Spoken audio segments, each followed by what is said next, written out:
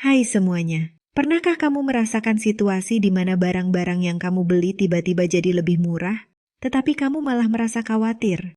Nah, itulah yang disebut deflasi, dan itu bisa berbahaya banget buat kita semua. Di video kali ini, kita akan membahas kenapa deflasi itu bukan hanya soal harga yang turun, tetapi juga bisa bikin hidup kita jadi lebih sulit. Yuk, kita selami bersama dampak-dampaknya yang mungkin belum kamu sadari. Sebelum kita melangkah jauh, mari kita bahas dulu apa itu deflasi. Deflasi adalah saat harga barang dan jasa di pasar mulai turun secara keseluruhan. Bayangkan kamu ke supermarket, terus melihat harga beras, sayur, dan barang lainnya turun setiap minggu. Awalnya mungkin terdengar menyenangkan, tapi sebenarnya ini bisa jadi tanda bahwa ekonomi sedang dalam masalah. Kenapa? Karena biasanya ketika harga turun, itu bisa menunjukkan bahwa permintaan masyarakat juga menurun. Orang-orang jadi enggan belanja, dan ini bisa bikin ekonomi makin lesu. Misalnya gini, kamu punya bisnis kecil, katakanlah warung makan. Biasanya kamu jual nasi goreng dengan harga 15.000, tapi tiba-tiba harga beras turun, dan kamu memutuskan untuk menurunkan harga nasi goreng jadi 12.000. Awalnya, pelanggan senang, tapi lama-lama, kamu merasa pendapatan menurun karena semua orang berharap harga bakal terus turun. Akhirnya, kamu mungkin harus mempertimbangkan untuk mengurangi karyawan atau bahkan tutup warung. Nah, inilah efek domino dari deflasi yang bisa bikin semua orang terpengaruh. Kita harus tahu, penting untuk kita mengerti bahwa dampaknya nggak hanya terasa di tingkat makroekonomi, tetapi juga langsung mengena ke kehidupan sehari-hari kita. Jadi, mari kita ulas berbagai dampak dari deflasi ini dan bagaimana kita bisa mengaitkannya dengan situasi nyata yang mungkin pernah kita alami. Dampak pertama. Pendapatan yang tertekan. Salah satu dampak paling nyata dari deflasi adalah tekanan pada pendapatan kita. Jadi gini, ketika harga barang mulai turun, banyak perusahaan yang berusaha untuk tetap untung. Nah, cara yang mereka pilih kadang-kadang adalah dengan memotong gaji karyawan. Bayangkan, kamu udah kerja keras, tiba-tiba bos bilang, maaf ya, gaji kamu harus dipotong. Misalnya gini, ada seorang pegawai bernama Andi yang kerja di sebuah pabrik. Dulu Andi dapat gaji 5 juta per bulan. Tapi karena perusahaan lagi tertekan akibat deflasi, manajemen memutuskan buat motong gaji semua karyawan sampai 20%. Dalam sekejap, gaji Andi jadi tinggal 4 juta. Andi harus mikir keras buat menyesuaikan pengeluaran bulanan. Mungkin dia jadi lebih jarang makan di luar atau milih transportasi yang lebih murah. Akhirnya Andi ngerasa stres dan tertekan deh. Dampak yang kedua, konsumsi yang melambat. Ketika harga barang turun, orang-orang jadi lebih milih untuk nunggu sebelum beli barang. Semua orang berharap harga akan turun lagi. Ini yang disebut penantian untuk beli. Kalau semua orang berpikir gitu, otomatis permintaan jadi lesu kan?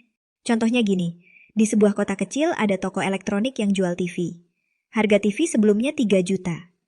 Setelah berita tentang deflasi nyebar, banyak orang nunda beli TV karena berharap harga akan turun lebih jauh. Akhirnya, toko itu sepi pengunjung dan pemiliknya bingung gimana cara menarik kembali pelanggan. Mungkin dia harus kasih diskon lebih besar, tapi makin banyak barang yang nggak laku bikin toko ini harus memikirkan pengurangan karyawan. Dampak yang ketiga, utang yang menggigit. Nah, ini dia yang seringkali diabaikan. Dalam situasi deflasi, pendapatan bisa turun, tapi utang kita tetap sama. Ini bisa jadi mimpi buruk loh. Ketika kamu punya utang, seperti kredit rumah atau motor, jumlahnya nggak berubah meski pendapatan turun. Coba bayangkan seorang wanita bernama Siti yang punya utang 100 juta buat rumahnya. Ketika pendapatannya tertekan karena deflasi, Siti kesulitan bayar cicilan bulanan. Dia mungkin terpaksa nunda bayar, dan itu bisa berujung pada denda atau bahkan penyitaan rumah. Dalam situasi ini, Siti nggak cuma bermasalah secara finansial, tapi juga stres mikirin kehilangan tempat tinggal. Dampak keempat, investasi yang lesu. Ketika situasi ekonomi nggak stabil, banyak orang dan perusahaan jadi ragu buat investasi. Ketidakpastian bikin mereka lebih milih buat nabung daripada ngeluarin uang buat investasi. Ini bisa berdampak ke pertumbuhan ekonomi dalam jangka panjang. Misalnya, ada sebuah startup yang pengen ngeluarin produk baru. Sebelumnya mereka punya rencana buat meluncurkan aplikasi, tapi dengan adanya deflasi dan ketidakpastian pasar, mereka mutusin buat nunda proyek itu. Akibatnya, mereka kehilangan kesempatan buat berkembang dan kalah saing sama kompetitor yang lebih agresif. Dampak kelima, kesehatan mental yang terpengaruh. Seluruh tekanan ekonomi ini bisa bikin kesehatan mental kita terganggu. Ketika kita merasa tertekan oleh situasi ekonomi, kita jadi lebih gampang cemas dan stres.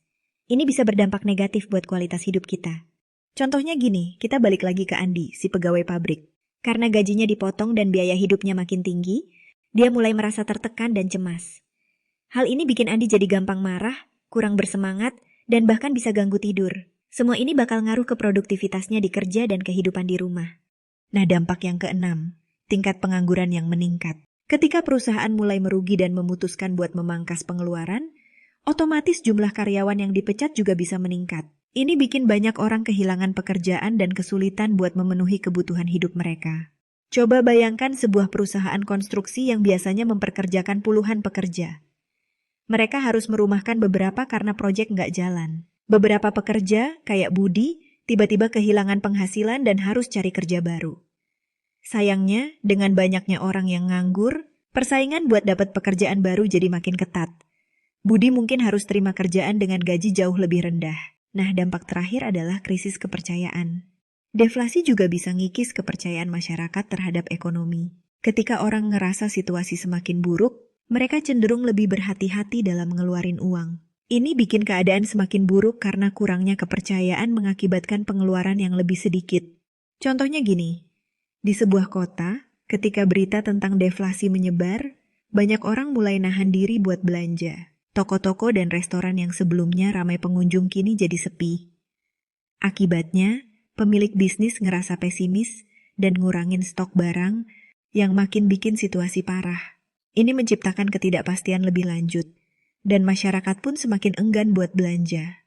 Jadi teman-teman, deflasi bukan hal yang sepele. Dampaknya bisa terasa di banyak aspek kehidupan kita.